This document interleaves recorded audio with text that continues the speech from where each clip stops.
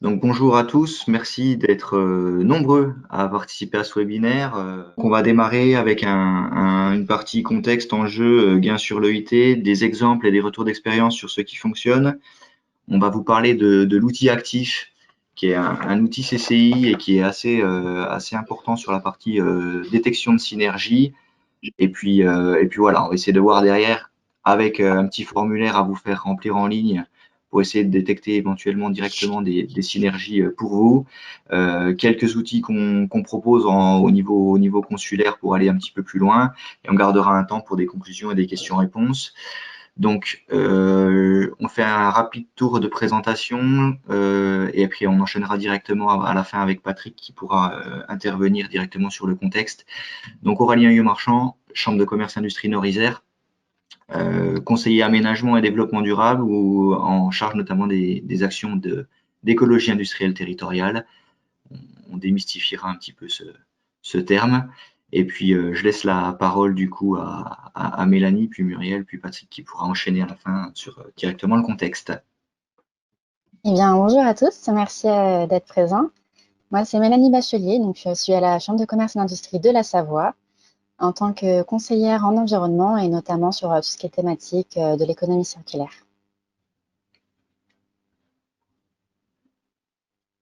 Bonjour à tous, Muriel Néré-Martinez, donc je suis animatrice QHSS sur une plateforme logistique XPO Logistique dans la zone de Satolas et je viens partager avec vous une expérience EIT que notre groupe a réalisée en partenariat avec la CCI.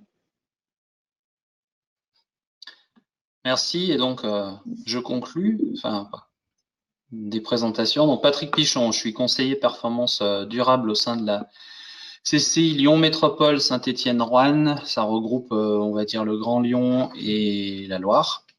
Entre autres choses, je m'occupe d'écologie industrielle et territoriale.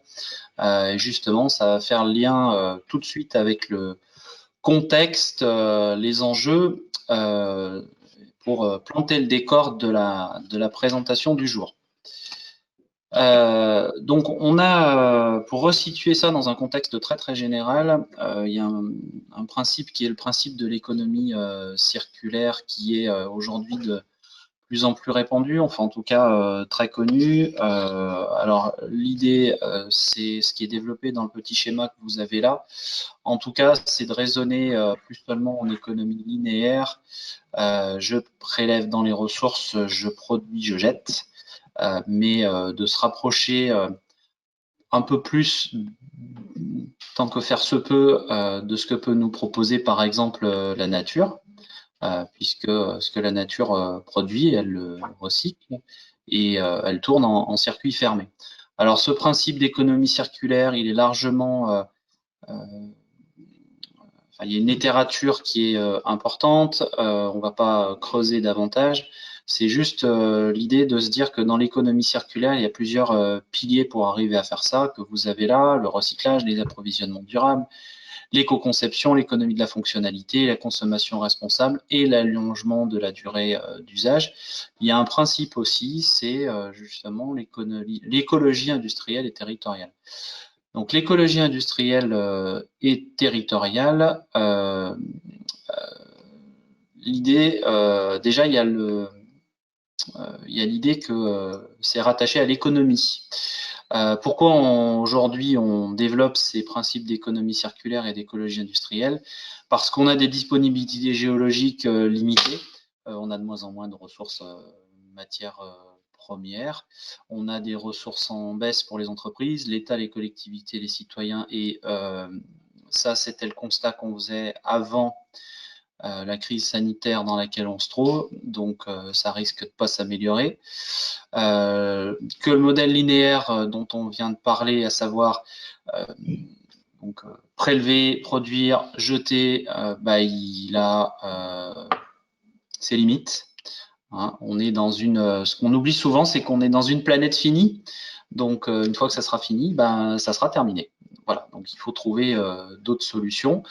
Qu'aujourd'hui, ce modèle-là, il a aussi des impacts importants sur la santé et l'environnement. Je je vais pas revenir sur le lien qu'on peut faire avec la crise d'aujourd'hui. Et en tout cas, pour rester positif, grâce à cette nouvelle approche, on voit émerger un nouveau modèle de développement. Et l'objectif, justement, aujourd'hui, c'est de vous présenter ce nouveau modèle.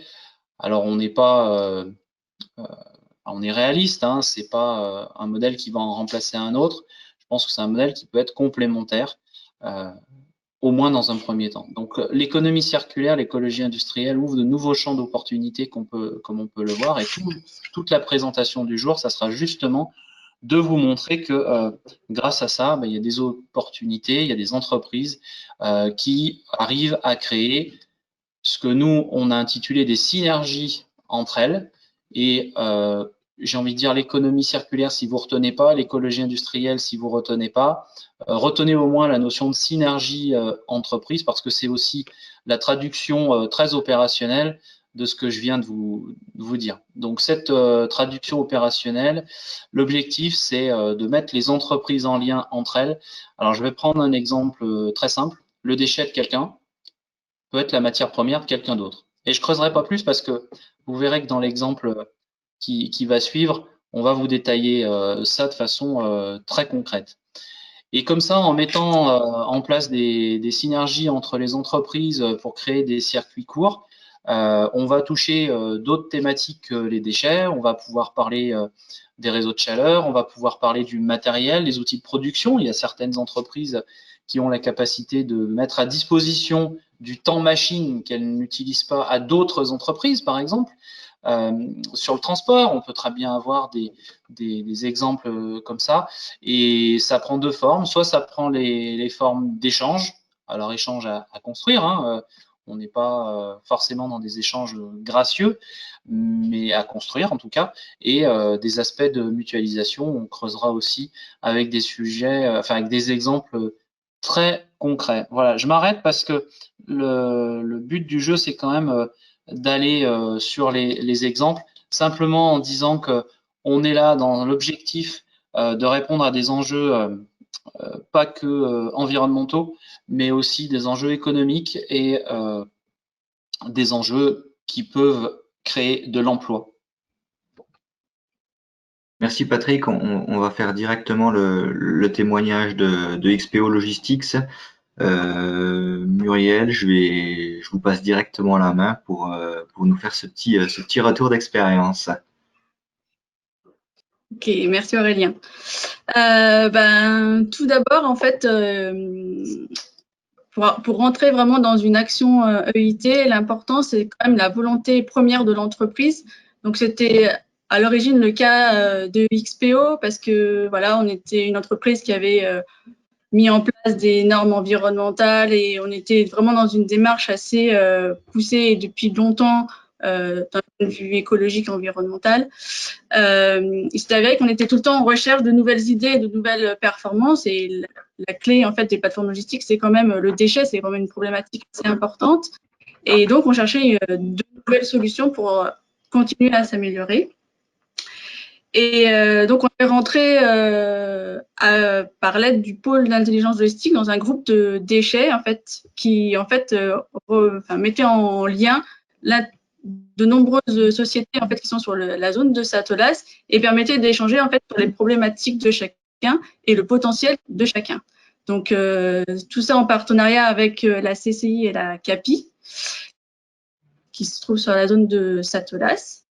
Donc on a échangé et donc la CCI elle nous a proposé de réaliser un diagnostic personnalisé sur nos plateformes logistiques pour avoir un œil nouveau sur notre traitement des déchets et apporter en fait leur expertise et bien évidemment un regard neuf parce que au bout de nombreuses années nos déchets c'est toujours les mêmes et on ne sait plus trop quoi en faire.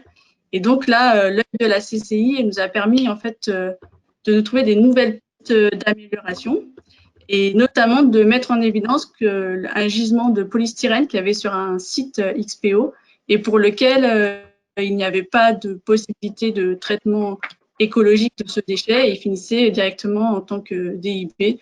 Voilà. Donc, La CCI, par leur expertise en termes de relations inter-entreprises, donc a permis de nous mettre en relation avec la société Environa, qui est une entreprise de l'ESS et qui, elle, exploitait une presse PSE, mais pas à la totalité de son pourcentage. Donc, nous a mis en relation et nous a permis de tisser des liens et de voir notre problématique en termes de PSE et leur potentiel à eux de pouvoir nous accompagner dans cette nouvelle filière de tri pour le PSE. La CCI, en même temps, nous a aidé dans la partie donc, technique et aussi juridique, parce que donner nos déchets à une autre société qu'une société acteur des déchets, c'est aussi très compliqué d'un point de vue juridique. Donc, on a pu échanger sur toutes ces problématiques et avoir vraiment une solution complètement adaptée à notre besoin en termes écologiques, relations économiques et aussi techniques. Donc, le résultat qu'on a pu obtenir avec cette mise en relation, c'était le premier élément, c'est quand même une diminution de nos baisses de nos rotations de BNDIB et la baisse des coûts de traitement. Donc ça, c'est ce qui engendre des coûts économiques très importants en fait pour nos sites. Donc ça, c'est la partie économique de l'action. Après, on a un meilleur taux de revalorisation matière parce que notre déchet maintenant polystyrène est 100% recyclé grâce à Envie. Et bien sûr, on est toujours dans notre démarche continue liée à notre certification ISO 9001 et 14001. Donc, on est vraiment toujours dans cette amélioration continue qui est très importante pour notre groupe. Et donc, ce premier échange avec la CCI et Envie, ça nous a permis de renforcer nos liens avec les autres partenaires logistiques, industriels qui sont sur la zone et pouvoir, dans un futur, échanger et avoir d'autres solutions EIT probables. Et bien sûr, donc Envie, c'est une société de l'ESS et donc ça a permis, notre action a permis de pérenniser 3 emplois sur la zone. Donc, on englobe réellement tous les piliers du RSE.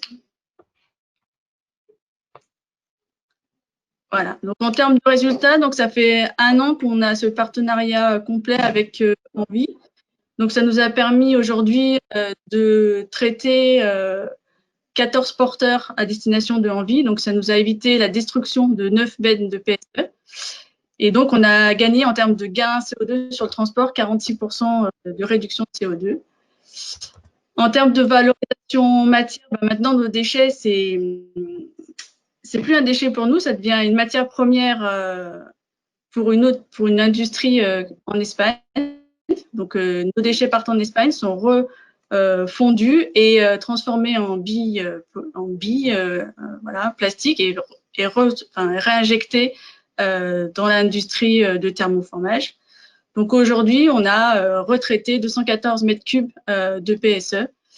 Et voilà, c'est pour vous montrer qu'en fait, il suffit d'un petit déclic d'une partie de vos déchets ou d'une société à côté qui a une solution que vous n'avez pas imaginée et on peut ainsi totalement joindre la partie économique, la partie écologique et la partie insertion sociale. Les 3 piliers peuvent vite être mis en œuvre et puis y avoir vraiment une solution complètement en adéquation avec la démarche actuelle.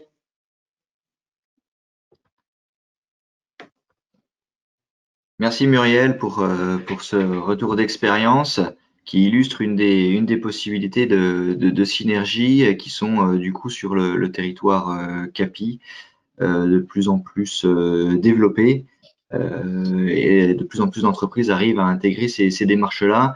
Je vais vous faire un autre petit retour d'expérience. PSE pour Marie-Christine, c'est polystyrène expansé, tout simplement. Je vais vous faire un tout petit retour d'expérience complémentaire sur une autre synergie qui a été identifiée dans ce contexte-là. C'est la synergie sur un touret de bois. On a identifié une entreprise dans le cadre d'un des accompagnements qu'on a fait sur cette partie déchets sur un besoin en touret de bois pour l'expédition de leur matière, qui est de la fibre optique. Et du coup, avec un approvisionnement sur ces tourets qui se faisait par une société normande.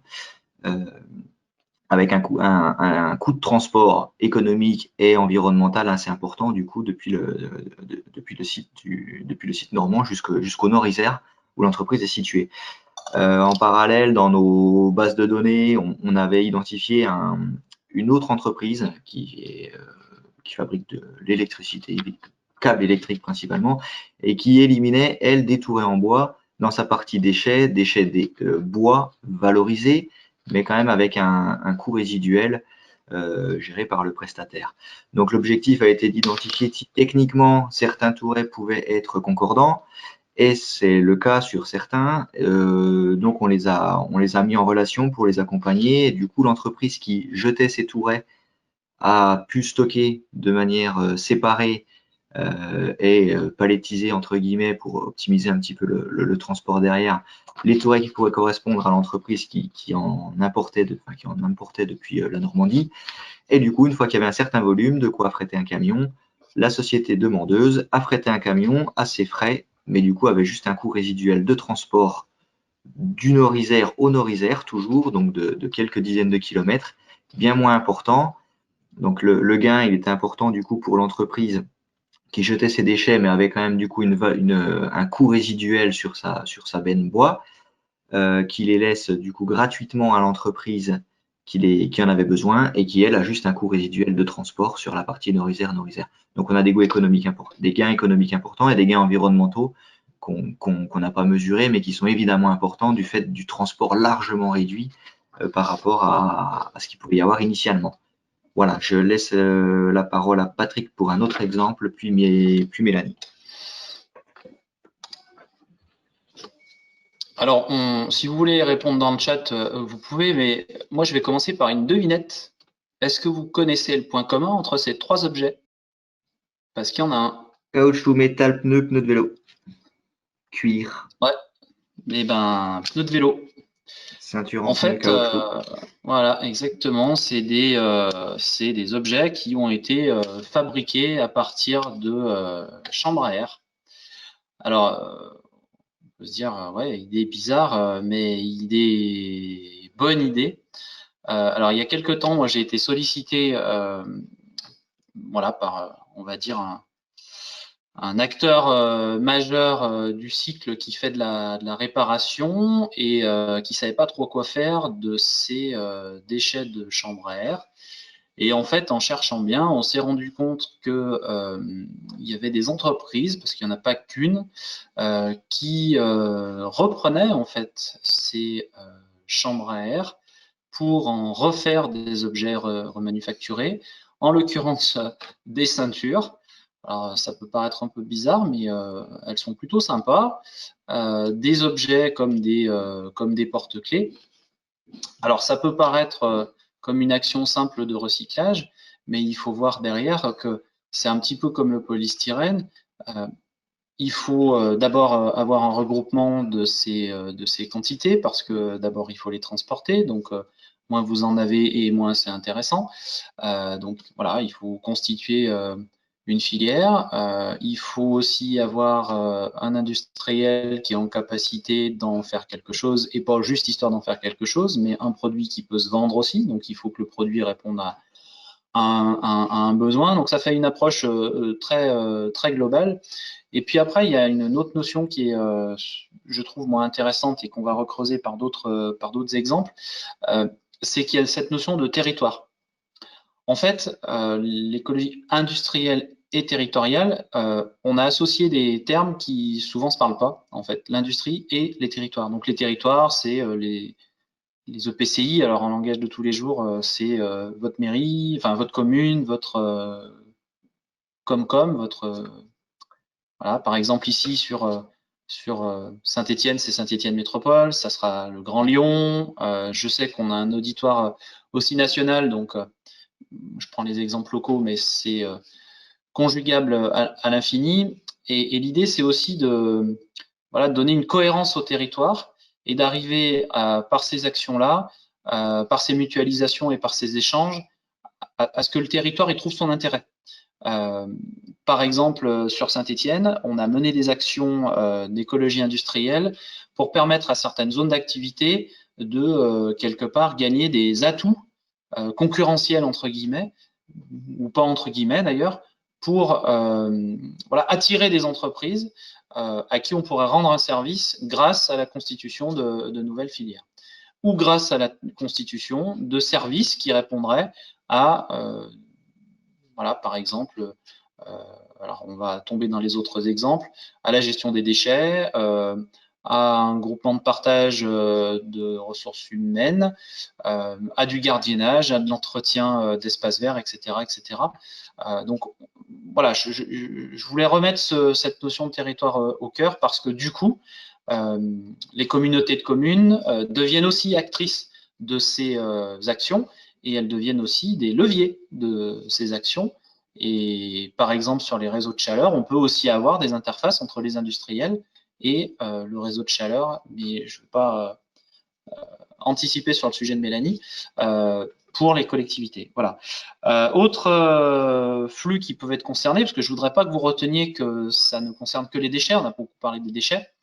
Donc très rapidement, je vais vous parler d'autres exemples. Pendant la crise, là, j'ai un industriel qui s'est proposé pour mettre à disposition de la matière secondaire à un autre industriel pour qu'il l'utilise en matière première, par exemple pour fabriquer des visières.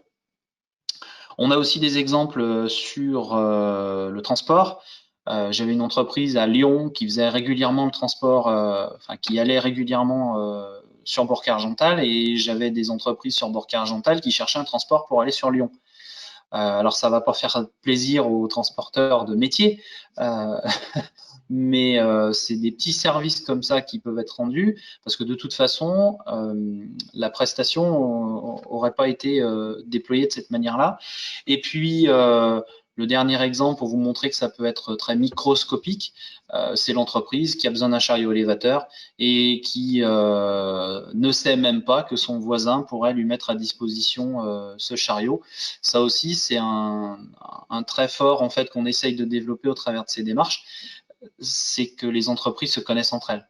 Et c'est aussi pour ça que le territoire est important, parce qu'on se rend compte qu'il y a vraiment besoin d'une échelle locale pour mener ces actions. Là, l'exemple que je vous prends, il est très concret. J'ai une entreprise qui avait besoin d'un chariot pour décharger une machine qui arrivait le lendemain ou le surlendemain, elle ne savait pas comment faire. Et il a fallu, et ça peut paraître bizarre, mais qu'on intervienne pour lui dire, mais attendez, à côté de chez vous, il y a quelqu'un, vous le connaissez, votre voisin? Ah bah non, en fait, on se parle jamais parce qu'on n'a jamais le temps, on a la tête dans le guidon toute la journée et on pousse même pas la porte du voisin d'à côté. Alors c'est peut-être pas vrai chez tout le monde, mais c'est vrai chez beaucoup, et y compris sur des zones industrielles réduites. Donc ça, ces démarches-là, elles ont aussi l'intérêt de quelque part remettre de la cohésion et remettre de l'interaction sur un territoire, et voilà. Et tout doucement, on se dirige aussi vers une passerelle, vers la réflexion qui pourrait être la nôtre tous pour demain. C'est comment créer des circuits courts plutôt que d'aller chercher certaines choses à l'autre bout du monde. Voilà, je m'en arrête là.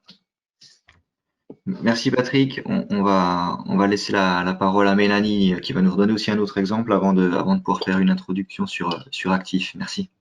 Donc, je disais qu'il y a un autre exemple de synergie qui fonctionne, qui a bien fonctionné chez nous et qui change de tout ce qui est synergie avec les déchets, les matières premières, c'est de l'échange de vapeur. Donc là, on est sur plutôt de l'énergie.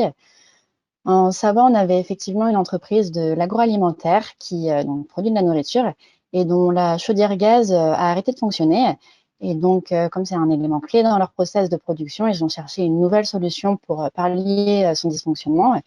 Et ils se sont donc ainsi rapprochés de la CCI et on a pu leur réaliser une analyse de leur situation et on a découvert ainsi qu'au lieu de remplacer cette chaudière gaz, il y avait une autre solution qui pouvait être intéressante et envisageable parce qu'en effet, à 500 mètres d'eux, donc juste à côté, il y a l'entreprise qui produit le réseau de chauffage urbain de toute la ville qui pouvait potentiellement donc, leur fournir de la vapeur et en plus de qualité alimentaire, donc ce qui était vraiment parfait pour cette entreprise.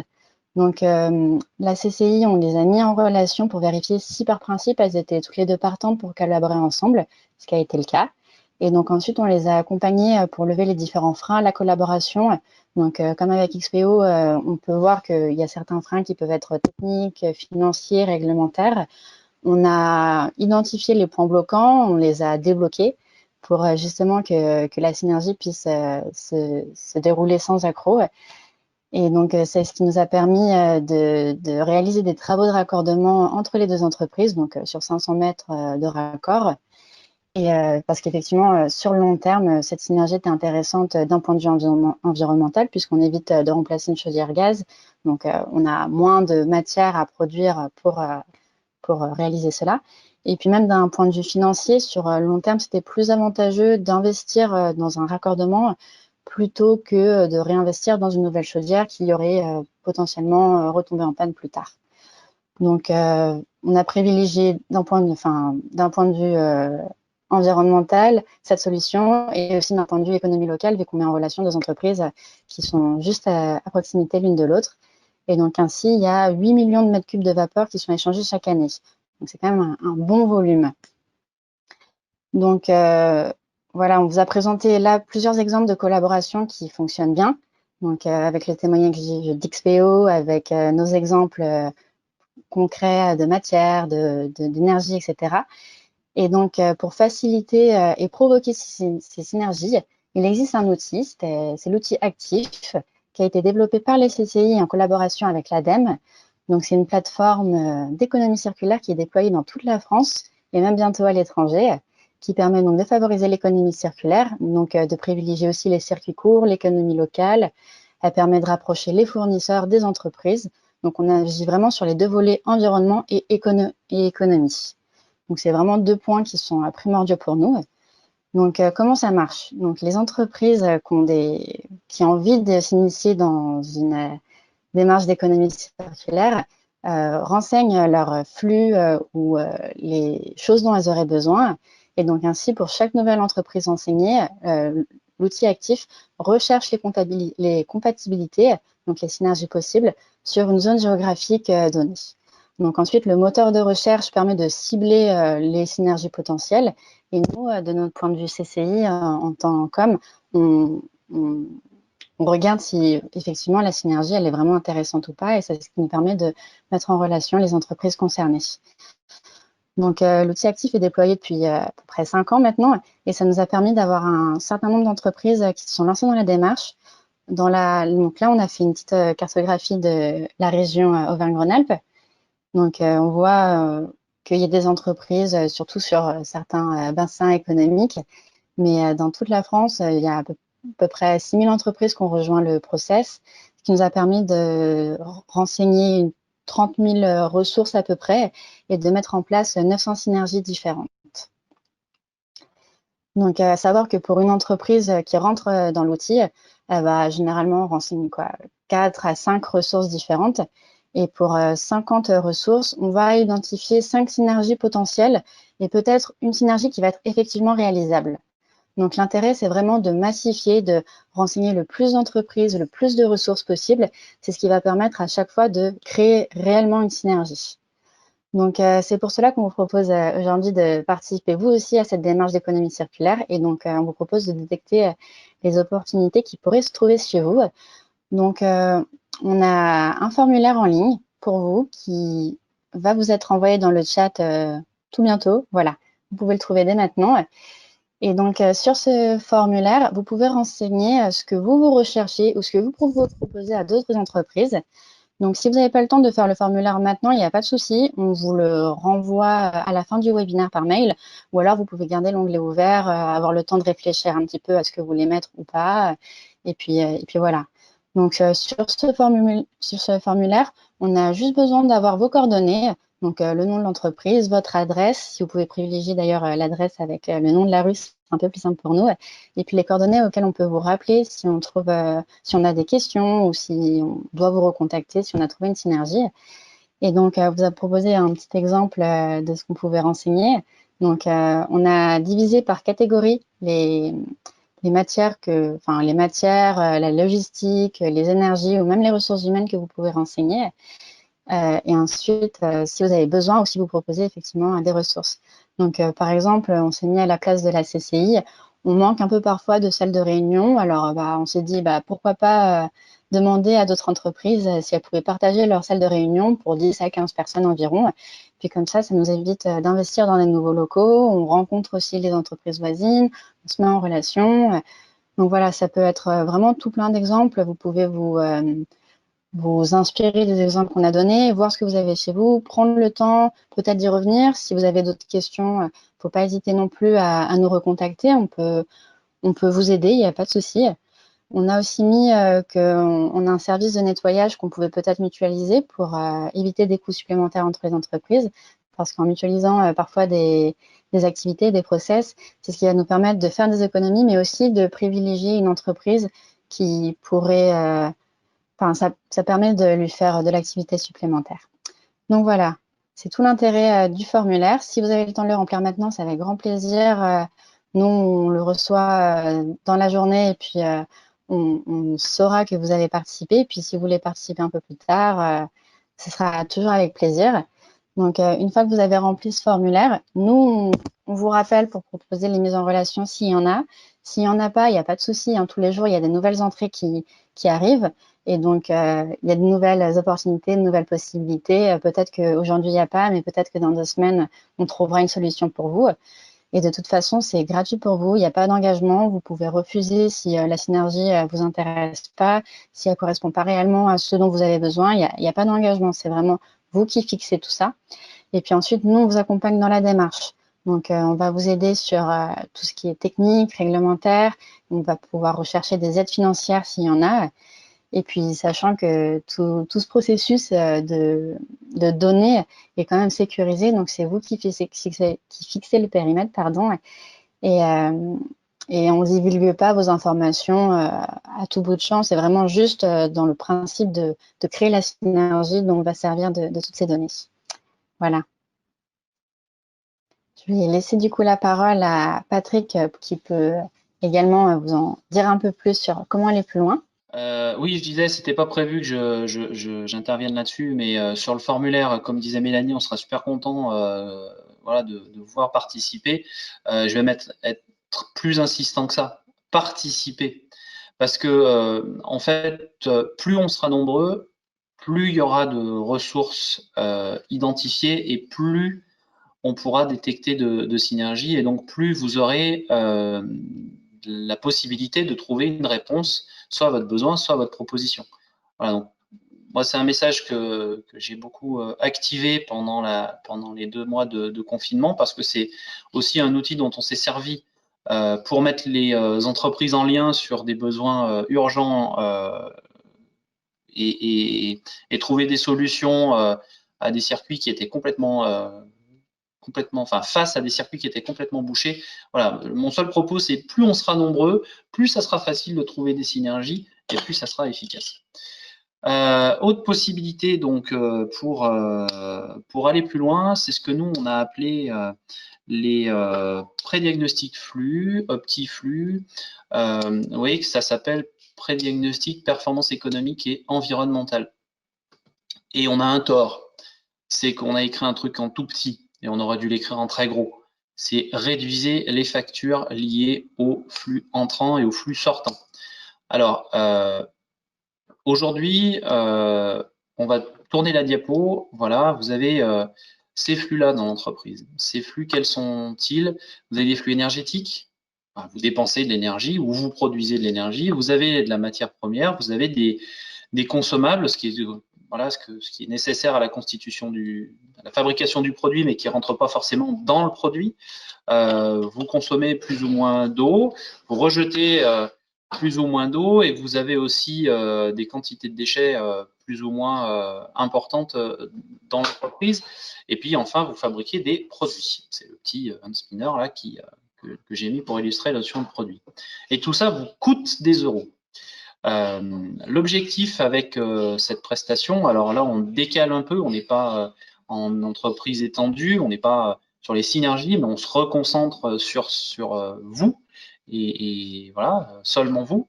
Après, on verra comment on exploite les résultats, mais ça, c'est que vous. L'objectif de ce pré-diagnostic, c'est de partir sur ces flux environnementaux qui sont identifiés et de chercher les gains économiques sur ces flux environnementaux. Les exemples que je peux prendre, je crois que j'en ai mis un petit peu plus loin dans le diaporama. Donc si Aurélien, tu peux tourner les diapositives, s'il te plaît. Voilà, ça on reviendra peut-être après. Voilà, par exemple, une entreprise de 22 personnes sur sa consommation d'eau, je vous laisse lire, mais il y a la possibilité d'identifier des actions très concrètes avec des retours sur investissement calculés pour faire gagner en économie. Un autre exemple de ce genre de démarche, c'est une entreprise, alors toujours sur le domaine de l'eau, qui consomme, alors je vais donner des chiffres très hypothétiques, mais qui illustrent ce qu'on a détecté, qui consomme par exemple 10 000 mètres cubes d'eau. Je ne sais pas si vous savez, mais vous payez votre taxe d'assainissement sur les volumes que vous consommez. La seule façon de compter ce que vous rejetez, c'est de compter ce qui rentre dans l'entreprise. Or, il s'avère que l'entreprise, elle évapore 80% des quantités d'eau consommées. Et donc, elle paye une taxe sur de l'eau qu'elle évapore et pas qu'elle remet dans le réseau. Donc en clair, elle paye 80% de taxes en trop, quoi.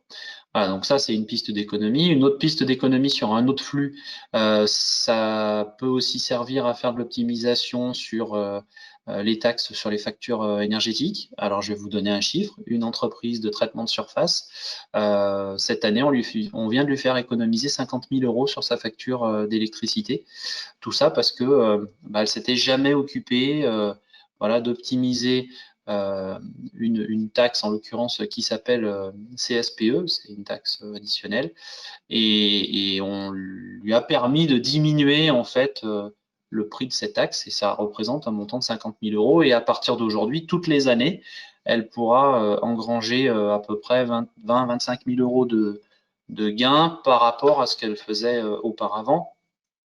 Voilà, des exemples, il y en a plein. Une entreprise qui réalise, une entreprise de 20 personnes qui réalise des gains sur ses déchets, tout simplement parce que ces déchets sont pas triés, et le fait de les trier, ça permet de les recycler correctement et d'optimiser le coût de gestion. Et puis je vais prendre un dernier parce que il est très important, très significatif. C'est une entreprise de plasturgie un peu importante sur la place lyonnaise, donc qui fabrique des pièces techniques à partir de matières premières, en barres, en plaques, etc. Et qui a un coût de gestion à peu près de 15 000 €. Donc le coût de gestion des déchets, c'est l'allocation de la benne, l'enlèvement de la benne, le traitement des déchets. Et puis en fait, on fait un autre calcul qui est rarement fait dans les entreprises et qui n'apparaît jamais en comptabilité, et c'est pour ça que je prends cet exemple, c'est ce qu'on appelle le coût complet. Le coût complet, c'est quoi? C'est quand vous prenez 1 mètre carré de déchets, on va dire, qui est dans la benne, sur ce mètre carré, vous avez toute la valeur ajoutée que vous avez créée sur la pièce. C'est-à-dire que vous avez mis de l'énergie dessus, vous avez mis un coût de main-d'œuvre, vous avez mis un coût de manutention, vous avez mis l'amortissement du matériel, etc., etc. Et en fait, quand on réinjecte tous ces coûts dans le coût complet du déchet, on passe de 15 000 à 600 000 €. Et vos micros ne sont pas déréglés, j'ai bien dit 600 000 €, en y mettant tout dedans.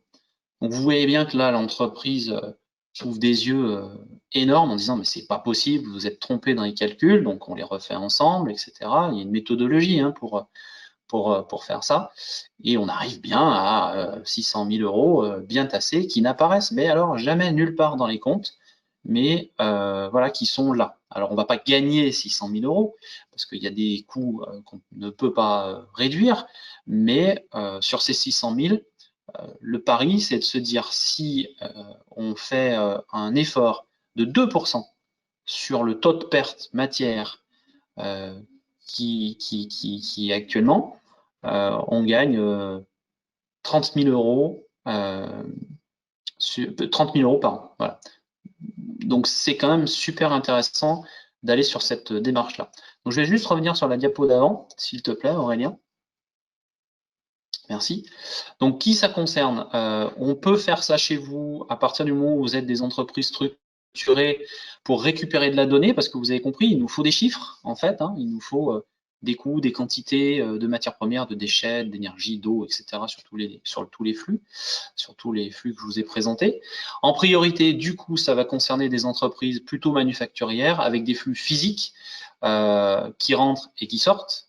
En général, quand ça rentre, ça sort, et qui sont à la chasse, qui font la chasse à la non-valeur ajoutée. Le contre-exemple de ça, parce que je l'ai eu, c'est une entreprise type BE, donc bureau d'études,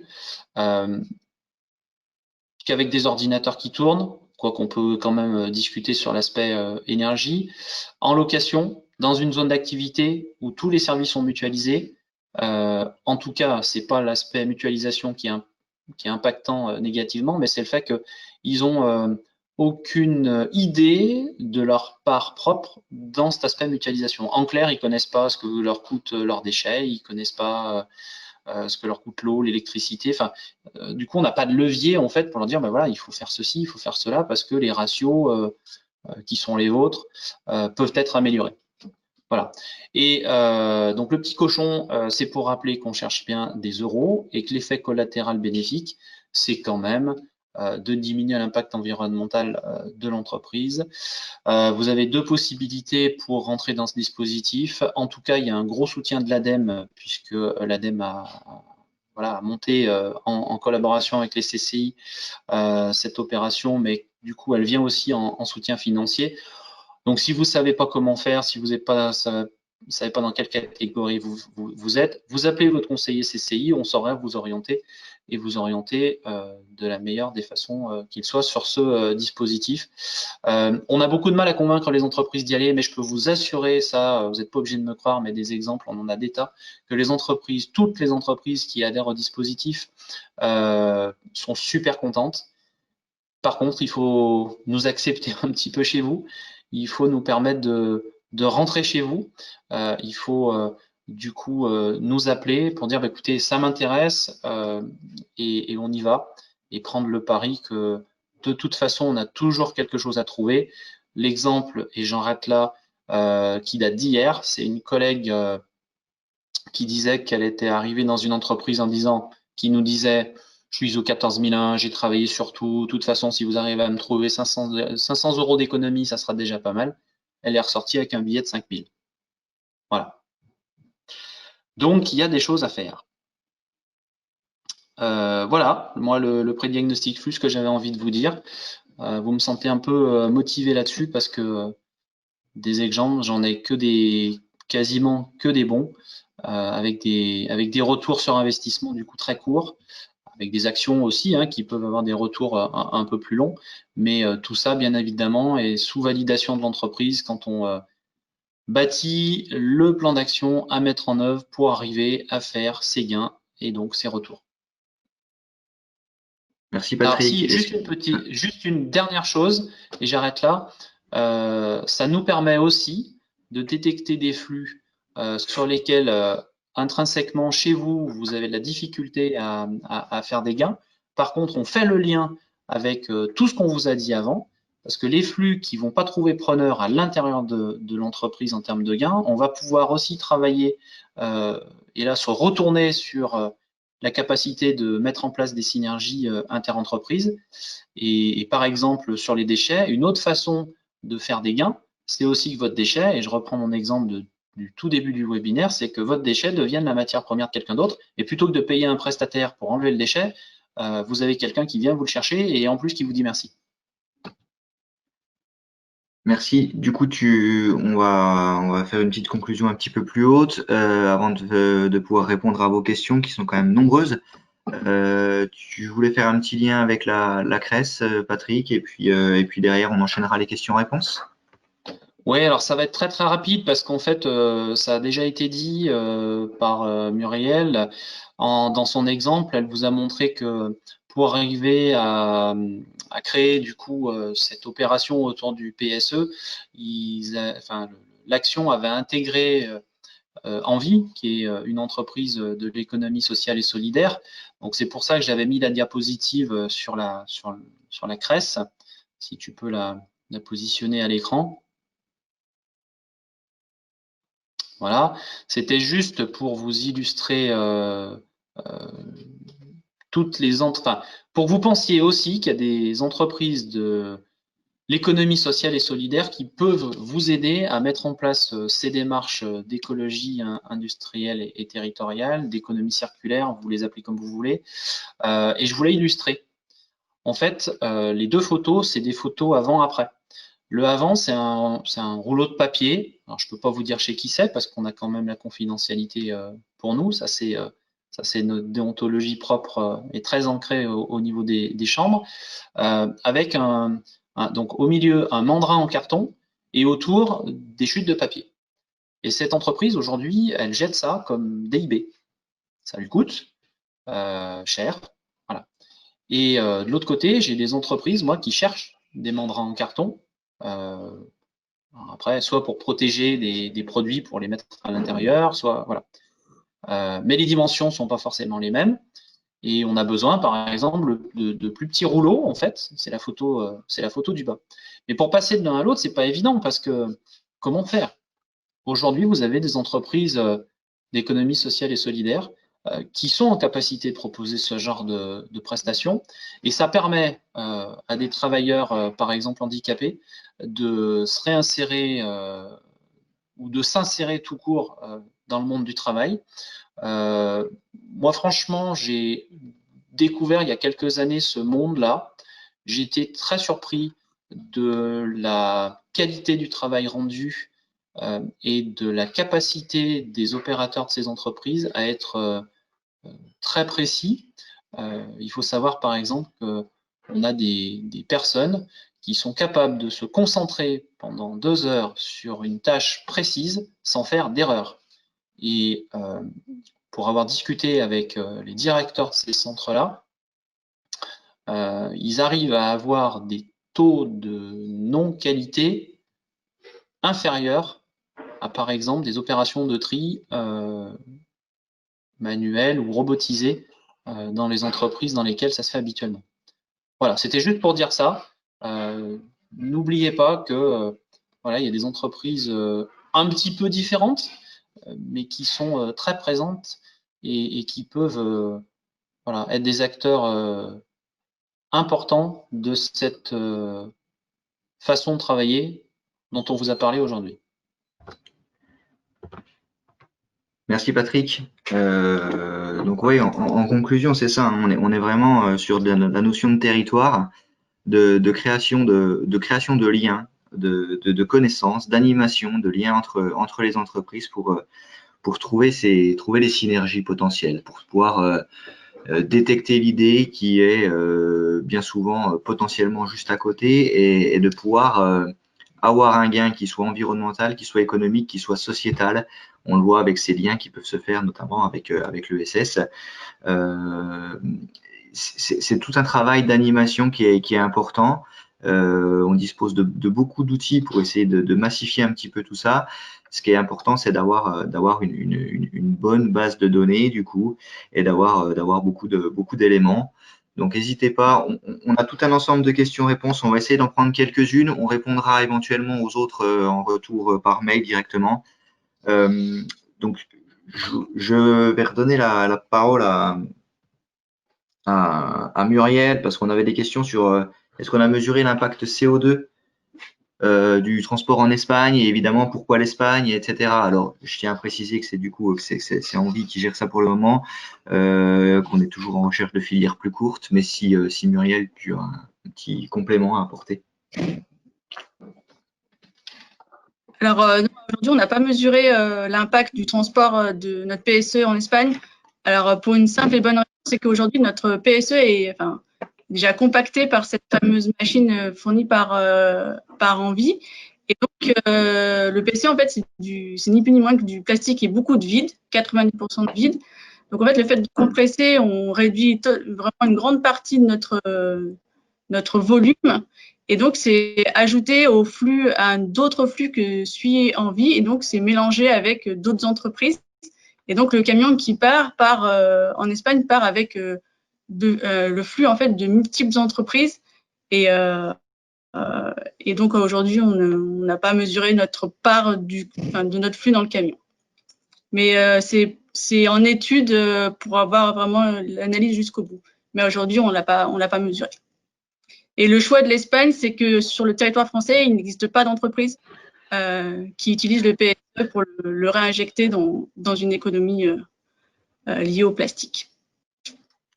Merci Muriel. On avait une petite question, peut-être que Patrick, tu pourras y répondre sur la notion de responsabilité, de transfert de responsabilité quand on a un prêt d'équipement, par exemple. C'est des questions sur lesquelles on peut aussi s'approcher de nos assureurs et sur lesquelles, à mon avis, la FREC, la loi sur l'économie circulaire, permettra de lever quelques freins. Et c'est en effet une question qui est importante. Si Patrick, tu as un élément éventuellement. Alors en fait, les points de blocage, ils sont là. C'est que justement, c'est pour ça nous on souhaite aussi vous accompagner sur la mise en œuvre de ces synergies, parce que plus largement, c'est la notion de risque en fait qu'on prend quand on prête son camion, quand on prête son matériel de production, parce que on a 3 heures de libre dans la semaine. Comment on assume, comment on transfère la responsabilité? Il y a plusieurs réponses. Moi, la première que je fais souvent, c'est retournez-vous vers votre assureur de tous les jours, enfin l'assureur que vous avez, déjà en lui posant cette question-là. Bon, ça va en surprendre quelques-uns, hein, je vous le cache pas, mais voilà, ils sont de plus en plus sensibilisés au sujet. Alors, je suis pas là pour faire de la publicité ni à l'un ni à l'autre, mais voilà, je sais qu'il y en a au moins un qui a travaillé sur le sujet. Mais c'est vrai pour le matériel, c'est vrai, enfin oui, c'est vrai pour le matériel, c'est vrai pour le transport, et je vais même aller plus loin, c'est vrai pour les personnes qui pourraient être mises à disposition. Moi, je me souviens d'une entreprise qui disait, mais j'ai une traductrice en chinois qui peut rendre des services à d'autres. Ça peut pas se faire comme ça. Il y a des accords à avoir avec le salarié. Il y a des conventions qui doivent être signées entre les deux entreprises. Et par exemple, pendant la crise et pendant le confinement, il faut savoir que le personnel qui était en activité partielle avait la capacité, et c'était légal, hein, avait la capacité, pendant que l'entreprise les mettait en activité partielle, d'aller travailler ailleurs. Pour des entreprises, par exemple, qui pouvaient être en surcharge, parce qu'il y en a eu, sauf que derrière, moi à ce moment-là, j'envoyais les documents qui étaient légaux, contractuels, qui permettaient de cadrer tout ça. Donc oui, la question de transfert de responsabilité, la notion de risque plus largement, c'est, je pense, le point principal à travailler quand on met en place des synergies. Merci Patrick. On avait pas mal de questions sur Actif. Mélanie, tu pourras certainement y donner réponse. La notion de taille critique, de distance en kilomètres entre des entreprises pour que les synergies fonctionnent. Alors évidemment, on a des différences entre un échange d'énergie et un échange d'un matériau rare. Évidemment, on n'a pas forcément les mêmes distances. Le nombre d'entreprises, tu en parlais, mais voilà, il faut qu'on atteigne une taille critique jusqu'où on peut aller. Il y a une question sur le niveau de détail dans l'outil. Tu peux donner quelques éléments sur la nomenclature qui est quand même relativement détaillée pour qu'on arrive à bien voir le côté discriminant. Et du coup, la notion d'accès aux données, qui en effet, Actif est une base fermée. Donc, quel est le risque du coup sur la minimisation des effets? Mais c'est vrai que pour le moment, Actif est une base fermée exploitée par les CCI avec les données, avec les détections automatiques. Donc, si tu veux essayer de donner quelques éléments là-dessus, Mélanie, je te laisse la parole. Oui, donc il y avait plusieurs points. Donc c'est vrai que l'outil Actif nous permet de filtrer les recherches que l'on fait. Donc au niveau des distances, on peut très bien demander à voir seulement les entreprises à moins de 50 km, à plus de 200 km. Enfin, il y a plusieurs fils différents. On peut regarder donc soit les distances, soit les flux, soit les entreprises qui proposent seulement. Enfin, voilà, il y a différents critères. Et puis après, c'est nous, avec notre critique, qui déterminons si vraiment les synergies, c'est bien local, ça correspond bien à la demande, aux besoins. Donc voilà, il y a toujours un œil critique de notre part et qui permet justement de vous contacter seulement si la synergie, elle est envisageable et pas seulement pour des synergies un peu lambda qui ne mèneraient pas forcément à grand-chose. Au niveau des données, donc oui, effectivement, vos données, c'est vous qui fixez le périmètre de où est-ce qu'on peut distribuer la donnée entre guillemets. Donc soit c'est seulement accessible par les CCI, et donc vos données restent confidentielles, c'est nous qui gérons tout. Et puis pour les mises en relation, on demande votre accord avant de donner votre nom à l'entreprise, mais sans jamais divulguer les flux dans leur totalité en disant bah voilà, il y a tant de quantité de quelque chose, tant de machin. Parce qu'on a bien conscience que tout ça, ça doit rester confidentiel. Il y a un cœur de métier derrière et c'est pas pour qu'on aille le divulguer aux autres. Donc voilà, on prend vraiment un parti de sécuriser tout ça. Et puis après, si vous le souhaitez, on peut transmettre ces données au territoire, à l'ADEME, aux collectivités, pour qu'elles puissent réaliser par exemple des études territoriales, voir le nombre d'entreprises intéressées par une démarche d'économie circulaire sur leur territoire, voir un petit peu les flux qui sont en enjeu, mais sans dire qu'il y a tant de quantité chez une entreprise, c'est vraiment du global. Mais ça, c'est vous qui définissez si vous voulez qu'on partage ou pas. C'est vraiment libre de votre décision. Et puis voilà, c'était tout dans les questions actives. Oui. Non, il y avait le niveau de détail dans l'outil, on a une nomenclature qui est assez précise, qui permet du coup d'avoir vraiment une discrimination importante sur la recherche automatique de synergie, qui permet d'avoir voilà, vraiment des choses assez pointues. Merci Mélanie. Il y avait une question sur est-ce que vous avez réalisé des ateliers intersynergie de recherche entre synergies, quel est le plus efficace avec Actif? Donc on avait mené des expérimentations, notamment dans le cadre de PNSI, Programme national de synergie interentreprise, avec des grands ateliers pour détecter un ensemble de synergies potentielles assez importants. On se rend compte que c'est des choses qui fonctionnent sur la détection de synergies potentielles de manière globale, de manière importante. Avec un atelier où on avait une cinquantaine de participants, on sortait avec quasiment 500 synergies potentielles. Derrière, c'est toujours pareil, c'est comment on arrive à accompagner pour la mise en œuvre, parce que c'est quelque chose qui prend du temps de venir accompagner les entreprises. Et il suffit pas de dire à l'entreprise, vous avez la possibilité d'avoir tel lien avec telle entreprise. Il faut vraiment essayer de l'accompagner sur la recherche de solutions et être pointu là-dessus. Et c'est ça qui est toujours un petit peu le plus difficile. L'intérêt d'Actif, c'est d'avoir cette grosse base de données, une détection automatique de synergie, ce qui n'empêchera pas derrière d'avoir toujours cet accompagnement pour la mise en place de synergie. Voilà. On avait une question sur la notion d'analyse de flux, d'utilisation de ressources sur le territoire, justement, pour diminuer une pression. C'est le principe de l'EIT, on est clair là-dessus. C'est aussi des opportunités qu'on peut avoir sur le territoire. On a un territoire, si par exemple on a un méthaniseur qui se met pour valoriser les bouts de stations d'épuration potentiellement, on peut faire une détection d'opportunités, de flux, de tout ce qui pourrait être méthanisable dans les industries agroalimentaires par exemple, ou milieu agricole, et du coup de pouvoir flécher, dimensionner un méthaniseur là-dessus. Et on boucle la boucle avec la production d'un méthane, d'un bio-GNV potentiellement, et pouvoir faire rouler la flotte du transporteur qui est de l'industrie agroalimentaire, les lignes de bus, etc. Donc tout ça, on essaye vraiment d'imbriquer les choses. Après, c'est des notions de territoire et c'est pour ça qu'on implique clairement nos EPCI pour avancer un petit peu sur tout ça. On a fait à peu près le tour des questions qui sont les plus générales possibles. Il y avait pas mal de questions sur le pré-diagnostic flux, mais je pense qu'on va peut-être répondre plutôt en individuel. C'était sur la destination. Est-ce qu'il n'y a que les TPE, PME? Est-ce que la chaleur fatale est intégrée dans ces éléments-là? À moins qu'on reprenne 2 minutes avec Patrick là-dessus. Mais sinon, on avait fait un peu le tour global. On répondra de manière individuelle aux personnes à qui on n'a pas répondu.